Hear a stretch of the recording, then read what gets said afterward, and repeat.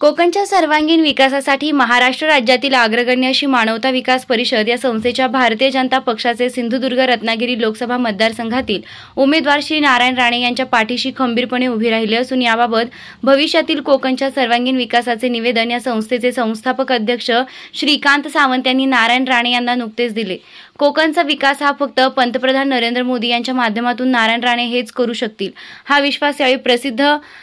दिलेल्या पत्रकार श्रीकांत सावंत यांनी सांगितलं। या निवेदनात दुबई, सिंगापूर, मलेशिया यांसारख्या विकसित देशांमधील व्हिजन घेऊन कोकणातही तशाच पद्धतीनं रोजगाराच्या आणि पर्यटनाच्या संधी उपलब्ध करून देण्यात याव्यात, यासाठी केंद्र सरकारकडून भविष्यात भरीव असा निधी उपलब्ध करून देण्यासाठी प्रयत्न करणे, कोकणात होऊ घातलेले सी वर्ल्ड प्रकल्प, सावंतवाडी रेल्वे टर्मिनस प्रश्न, विमानसेवा, वैभववाडी कोल्हापूर रेल्वे मार्ग, कोकण रेल्वे दुपदरीकरण, गोवा महामार्ग त्वरित पूर्ण करणे, कोकण पट्टीतील अनेक बंदरे विकसित करणे, समुद्र मार्गे जलवाहतूक पूर्वीप्रमाणे सुरू करणे, बोट वाहतूक सेवा पुन्हा नव्यानं सुरू करणे, कोकणचा सृष्टी सौंदर्य काश्मीर प्रमाणे असून ते वाढविण्यासाठी प्रशासनाकडून योग्य नियोजन करणे, मच्छीमारांसाठी भरीव योगदान देणे, शेतकऱ्यांच्या विविध मालाला बाजारपेठ उपलब्ध करून देण्यासाठी प्रयत्न करणे, वैद्यकीय शिक्षण मराठी मातृभाषेतून करणे, राज्याचे विभाजन न करणे, महाराष्ट्र राज्याची राजधानी मुंबई ही महाराष्ट्रातच राहिली पाहिजे, अशा पद्धतीने कोकणच्या भरीव अशा अनेक प्रश्नांबाबत श्रीकांत सावंत यांनी केंद्रीय मंत्री नारायण राणे यांचं लक्ष वेधलंय।